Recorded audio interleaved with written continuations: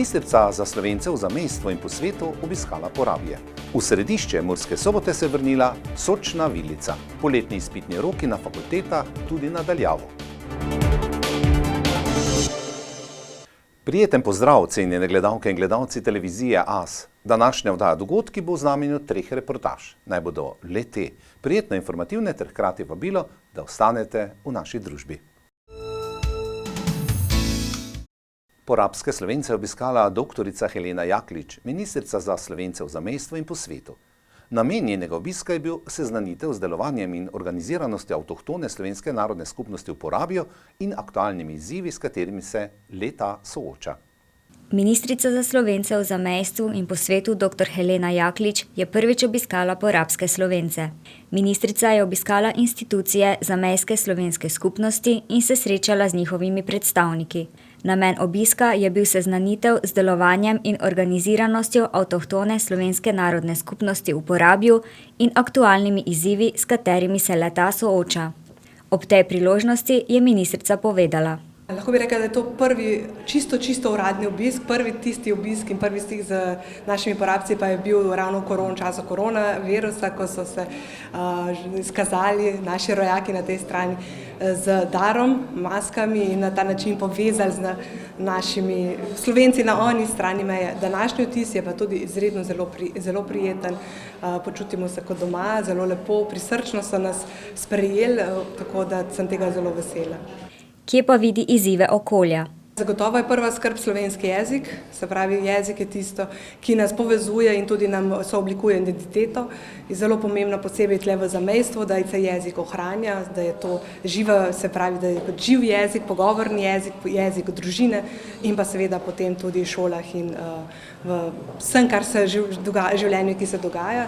Druga stvar, ki je tudi izredno pomembna, če na eni strani jezik, je na drugi strani gospodarstvo, se pravi, da ta razvoj tega področja, ki omogoča potem tudi zaposlitve, da ljudje tu ostanejo, da lahko tu živijo, si ustvarjajo družine in se počutijo potem tudi seveda znotraj tega varni.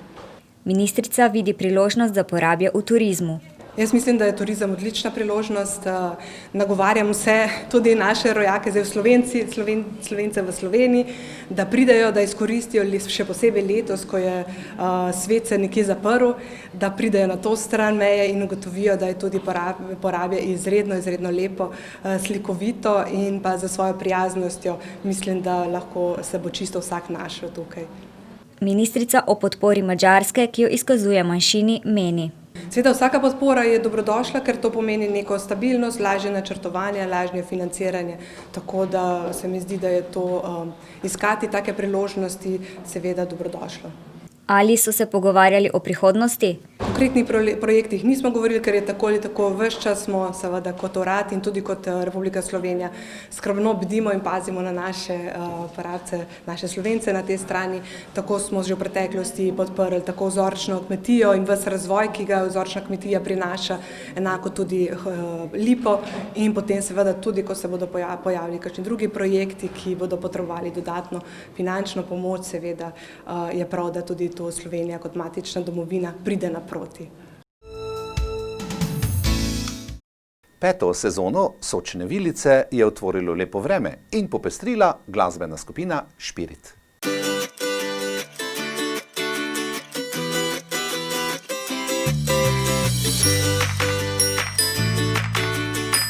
Festival ulične kulinarike ali tako imenovana Sočna vilica se je vrnila na del že prenovljene Slovenske ulice v Murski Soboti. Prva edicija te sezone je pripeljala 6 ponudnikov hrane in pijače, dogajanje pa je popestrila domača glasbena skupina Špirit. Več o dogajanju je povedala Snežana Salavec-Slekovec iz Zavoda za kulturo, turizem in šport v Murski Soboti. Dobrodošli na prvi Sočni vilici 5. sezone, ki je danes še prav posebna, saj z njo nekako odpiramo prenovljeni del Slovenske ulice. Smo zelo veseli, da smo lahko na tej lokaciji in mislim, da je danes tu lepo ulično vzdušje. V 5. sezoni ulične kulinarike bomo nadaljevali nekako z konceptom 5 ponudnikov, vedno z enim ponudnikom vina in pa enim ponudnikom piva. Tako se nam danes predstavlja že nov pomurski pivovar. In z živo glasbo poskušali bomo Sočne vilice obogatiti z živo glasbo, ki še posebej pričara neko ulično vzdušje in se ljudje dobro počutijo. Že naslednja bo čez 2 tedna, pripravljamo drug dogodek, na katerem se bodo predstavili novi ponudniki, ki doslej še niso bili v Murski Soboti, tako da naj bo to ostane presenečenje. Ustavili smo se tudi pri ponudnikih in jih povprašali o tem, kaj ponujajo in kakšno se jim zdi vzdušje na prvi Sočni vilici. Ja, jaz ponujam sladoledne rolice, to je taki najbolj svež sladoled, ki se pripravi direktno pred očmi stranke. Ona si izbere sestavine in potem se naredijo za špahtli take sladoledne rolice.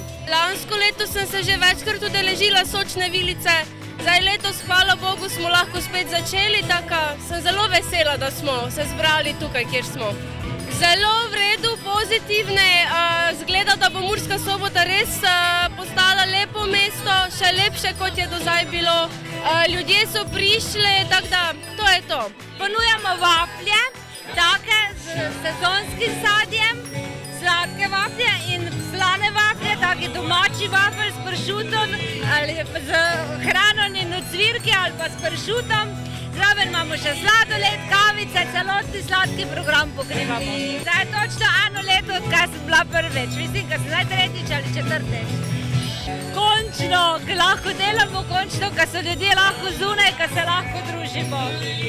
Premierno se je predstavila prekmurska pivovarna Over Mura. Mi zdaj tu ponujamo novi prekmurski lager, to nam je malo v Prekmurju trebalo. To pomeni točno svetlo pivo, temno pivo, pa kasneje bomo tudi imeli možnost nakupa steklenice, ampak danes na Sočni vilici, glejte, svetlo pivo, tako kako mora biti za vse, ker so žedni. Premiera, danes smo prvič tu, zakoj ne, mi smo domači, v Soboti moramo prvič biti. Te Indri dole, pa te lejko še kasneje. Kakšni so vtise? Pa kaj bi pravila, ko sem pozitivno presenečena. Prvo smo imeli malo tisti dež, pa to zdaj pa ne bi lejko si želela boljših gostov, boljših ljudi, boljšega tima, kako ga manj, pomagačov, rodbine, kogakoli pač, tako si vabljene. Naslednjič se lahko na Sočni vilici podružite ob dobri hrani in pijači 3. julija na istem mestu.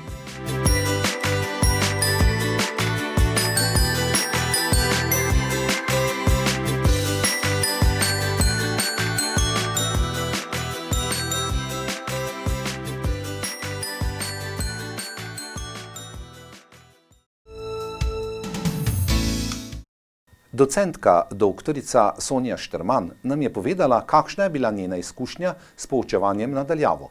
Docent dr. Sonja Šterman iz Mariborske fakultete za strojništvo je v času, ko smo v Sloveniji že imeli razglašeno epidemijo, iskala način, kako se vrniti iz Anglije, kjer je bila takrat službeno na izmenjavi.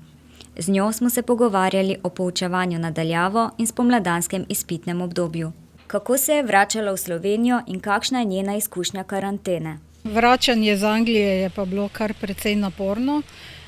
Se pravi, seveda sem sledila vsem dogodkom, ki so se odvijali v Sloveniji, Italiji in v Angliji, in spraševala sem na različne inštitucije, kaj mi je za narediti, ali je prav, da že pridem nazaj ali še počakam, kajti predvideno je bilo, da 3 mesece mobilnosti dopolnim. In potem, ko sem sledila nedeljskim poročilom, ko je gospod Kacin povedal, da naslednji dan zapirajo letališče, je bilo zelo naporno najti zvečer karto, kajti v času klikanja in iskanja karte so le-te že pošle v Londonu, tako da sem potem potovala preko Birminghama s postankom v Frankfurtu.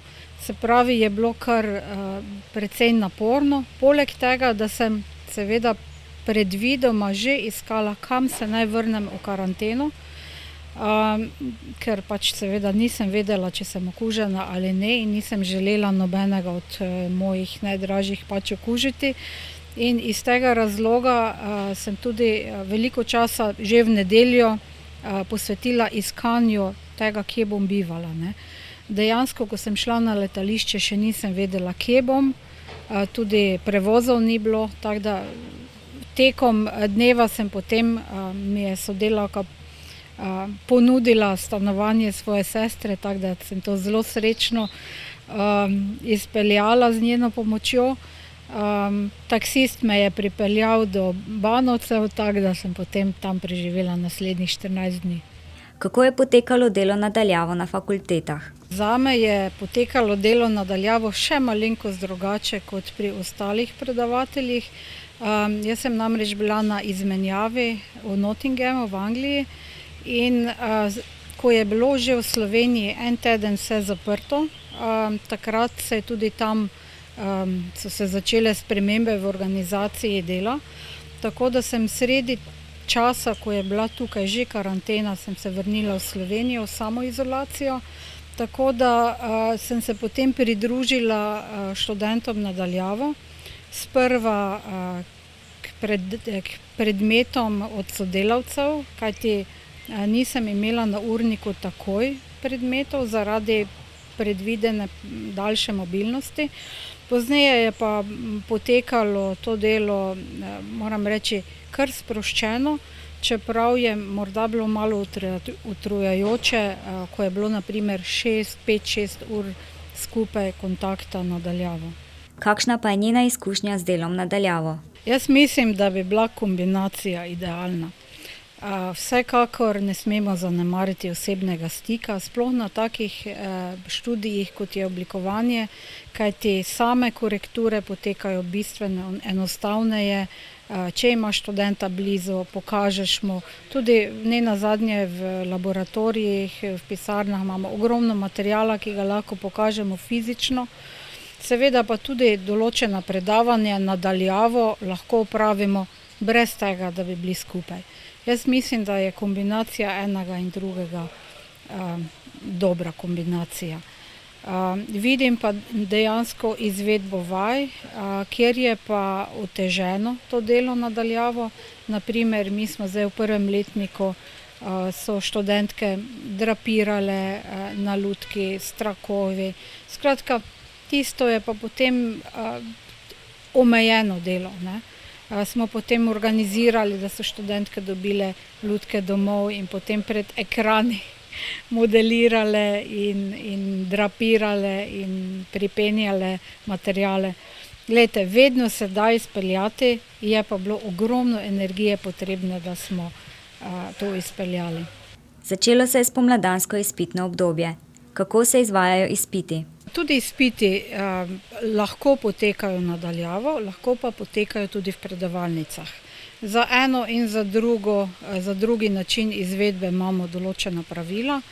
Zdaj, jaz sem se odločila za izpite na daljavo, ker pri predmetih oblikovanja večinoma pripravijo mape in na tak način potem lahko tudi preko komentiranja map dobimo tisti vtis o tem, koliko je študent vložil energije.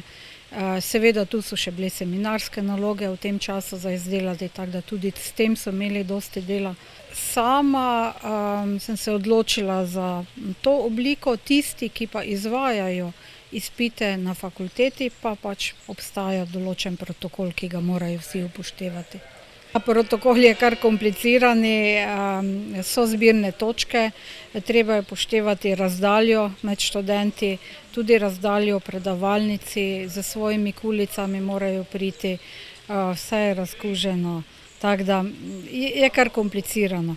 Glede na to, da sem se sama odločila za izvedbo izpitev na daljavo, moram priznati, da nisem ravno preveč študirala teh protokolov za izvedbo izpitev v predavalnici. Bodo zaradi takšne izvedbe študija študenti prikrajšani? Jaz mislim, da en semester ne more vplivati na samo kakovost tega, kar so študenti v tem študijskem letu prejeli. Nikakor si pa ne predstavljam študija, da bi vse potekalo ves čas na daljavo. Vemo, da taki študiji obstajajo, ampak verjetno ne za vse poklice. In vse to področje, ki ga jaz obravnavam, mislim, da je zelo pomemben osebni stik in to sodelovanje 1 na 1. Bodo izpitni kriteriji prilagojeni? Jaz mislim, da smo tudi mogoče malo bolj ravnodušni ali pa odprti, razumevajoči, ne? Ker določene stvari je dejansko bilo težje izdelati študentom in potem seveda to tudi upoštevamo. Prihajajo počitnice. Kako jih bo preživela Štermanova? Moje počitnice so običajno povezane tudi s pripravo gradiv za naslednje študijsko leto. Določene projekte, ki smo jih zastavili v preteklosti, bo treba tudi začeti izvajati. Seveda bo pa malo več časa zase tudi, pa mogoče za kako sprostitev. Drage gledalke, spoštovani gledalci televizije AS, spremljali ste današnjo oddajo Dogodki. Hvala, da ste bili z nami. V imenu sodelavk in sodelavcev vam želim lepo praznovanje jutrišnjega dneva državnosti.